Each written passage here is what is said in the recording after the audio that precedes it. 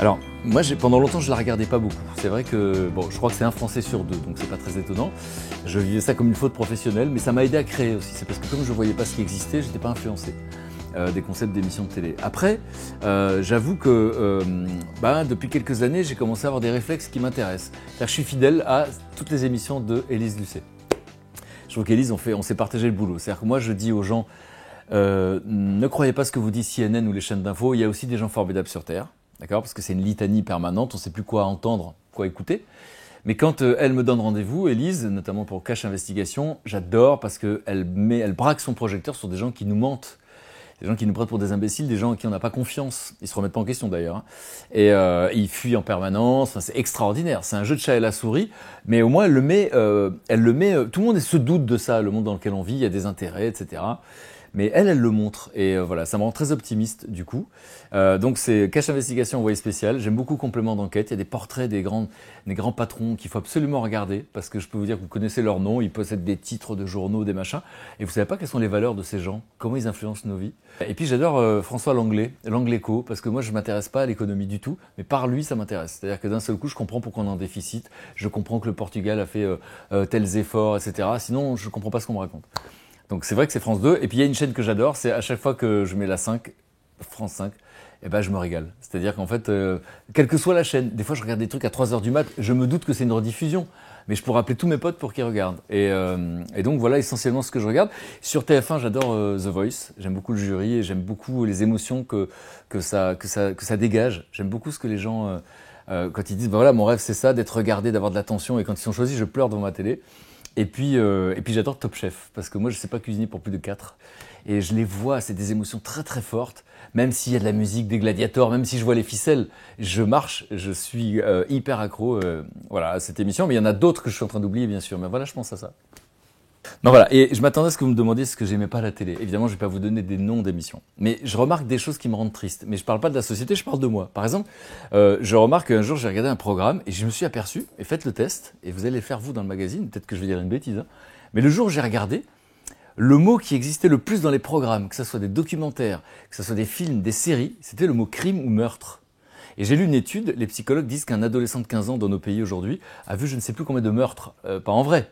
Mais là où ça se complique, c'est que les chercheurs disent que quand on voit des images d'attentats, par exemple, on est traumatisé comme les gens qui y sont. Sauf si vous êtes touché directement, mais c'est le même traumatisme. Donc, j'ai envie de prendre dans mes bras tous les téléspectateurs du monde entier dans les pays occidentaux. Ils se rendent pas compte comment on se maltraite nous-mêmes, en fait. Et moi, j'ai été maltraité comme les autres, c'est-à-dire que j'ai été complètement touché. Vous savez que l'empathie, c'est les neurones miroirs. Quand vous voyez quelqu'un souffrir, vous souffrez de la même manière. Et comme les informations ne nous montrent que des gens qui souffrent, à 20h, c'était cool. C'est une fois par jour, c'était important de savoir ce qui se passait. Mais toute la journée, avec des alertes, quand vous êtes en train d'avoir un fou rire et que d'un coup il y a une alerte parce qu'il y a quelqu'un qui meurt quelque part, c'est dur d'être heureux en fait. Donc en fait, je dis pas qu'il faut couper les écrans, mais faites 1 heure pour voir. Quand j'ai invité dans la parenthèse inattendue 157 stars, elle venait me dire merci pour cette expérience qui m'a transfiguré. Et ma vanne, c'était on a juste éteint le portable 24 heures. Donc les écrans, la télévision c'est un écran parmi les autres aujourd'hui, ça influence notre humeur. Donc moi j'aime bien maintenant me demander qu'est-ce que je suis en train de regarder, dans quel état je suis. Alors j'ai remarqué que j'étais triste dès que c'était des crimes, pourtant j'adore Faites entrer l'accusé, J'aime moins ceux qui les copient, vous voyez ce que je veux dire ? Mais une fois de temps en temps, voilà. Donc du coup, c'est d'un coup tout est complètement dosé, c'est-à-dire que d'un seul coup je me suis mis à regarder que des trucs avec des policiers qui courent après des méchants, après il y a des journalistes qui m'expliquent qu'il y a de la prostitution partout, c'est-à-dire vous allez dans n'importe quel truc de rêve et on vous dit mais on va vous montrer l'envers du décor, il y a des prostituées, je vous laisse la reconnaître.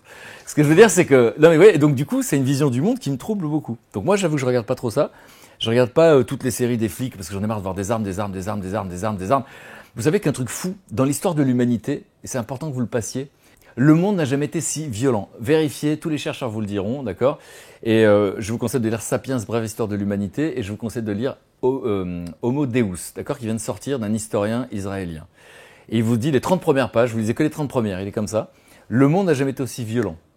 Dans l'histoire de l'humanité, en gros, chaque année, il y a 650 000 personnes qui meurent de la main d'un autre, un crime ou une guerre. Eh bien, chaque année, il y a 850 000 personnes qui meurent de suicide. Donc en gros, nous avons tous plus de chances de mourir de notre propre main que de la main d'un autre. Et pourtant, j'ai tellement d'amis qui veulent pas être dans la forêt l'hiver parce qu'ils ont peur qu'il y ait un criminel qui vienne de truc. Et j'ai des amis qui traversent un village dans l'est de la France et qui me disent « Mais c'est pas là qu'ils ont tourné Faites entrer l'accusé ?» Donc on est dans une espèce de psychose incroyable qui est faite par les écrans. Mais c'est personne en particulier. C'est la masse en fait des écrans. Donc ça c'est le côté triste. Après, dernière chose, je vais parler des anges de la télé-réalité. J'ai beaucoup de tendresse pour ceux qui sont filmés, peut-être moins pour ceux qui les filment. Parce que ce sont juste des gamins qui ont besoin d'attention. Alors ils passent leur temps en salle de gym, ils se font des tas de chirurgies pour qu'on les aime. Alors est-ce que c'est là leur place? Je sais pas. Est-ce qu'ils ont ce qu'ils souhaitent? Est-ce qu'ils ont ce qu'ils souhaitent? Je sais pas. Je les connais pas. Je les ai pas rencontrés. Mais ce qui est intéressant, c'est quand nos enfants regardent ça, qu'est-ce qu'ils en disent? Est-ce qu'ils se moquent comme ils disent que c'est pour avoir du recul? Ou est-ce que d'un seul coup, ils veulent être comme Kim Kardashian, qui est juste, et j'ai jamais vu, je sais pas ce que c'est, mais j'ai vu des photos, donc moi, j'ai fait exprès de le dire, vous pouvez le sortir, hein. Mais d'après ce que j'ai compris, Kim Kardashian, c'est une dame qui change de boucle d'oreille, en fait. Et on filme une dame qui change de boucle d'oreille. D'ailleurs, il paraît qu'on lui a piqué un jour, et donc ça fait la une des journaux traditionnels. Je me dis, alors donc on a tous focalisé, voilà. Et enfin, la politique.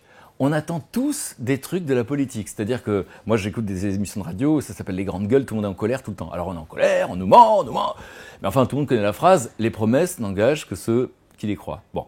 Mais d'où ça vient qu'il y a un mec qui serait dans un palais, quel que soit le mec, hein, et qui va régler tous nos problèmes? C'est une croyance incroyable, incroyable. Et donc moi, je viens d'endroits partout dans le monde où les gens, ils comptent sur personne, qui sont au milieu de nulle part. Et eux, pour le coup, ils ont des vies plus rigolotes, parce que du coup, ils n'attendent pas que ça soit l'autre qui provoque des situations confortables, ils se le provoquent eux-mêmes. Voilà. Donc j'ai envie de dire, on a tous le choix, mais par contre, vous savez quoi? Tout ce monde-là, c'est plus fort que nous. Je viens de filmer dans les Cévennes une dame qui a son premier portable à 68 ans, elle commence à être accro. D'accord? Donc c'est plus fort que nous. Et donc voilà, on vit dans un monde, en fait, on s'en rend pas compte, quand on vit en ville, on est maltraité. Par personne en particulier. Mais on est maltraité par la publicité qui nous harcèle partout. Les cookies, c'est un joli mot de gâteau, hein. Mais le FBI faisait la même chose, hein. Donc à un moment donné, on est tous conscients de ce qui se passe. Donc on ne sait pas par quoi commencer, d'accord? Donc la télévision, c'est un écran parmi les autres. Moi j'observe maintenant, donc je ne vous dis pas de faire pareil, mais moi ce que je fais, c'est que j'observe comment je me sens après ça. Des fois j'ai besoin de voir des choses vraies, des choses dures, etc. Mais j'ai besoin que ça ait du sens. Et d'autres fois, je me dis non, ça me rend triste, non, ça me rend triste, non, ça me rend triste. Ou ça me fait peur. Et il y a cette émotion universelle primaire. Maintenant, demandez-vous, et entre vous et moi, je ne vous donne pas la réponse, quelle est l'émotion la plus répandue dans nos sociétés? Moi, je remarque que c'est la peur. Et c'est dommage, parce que si vous enlevez les écrans, vous n'avez plus peur, hein. C'est quand vous remettez les écrans que vous avez peur. Voilà, c'est un message que je voulais faire passer. C'est contre personne. Je vous embrasse, en tout cas, c'est ce que moi j'ai vécu. Tu comprends? Non, vous coupez pas. Sur Internet, tu coupes pas. À la télé, tu coupes.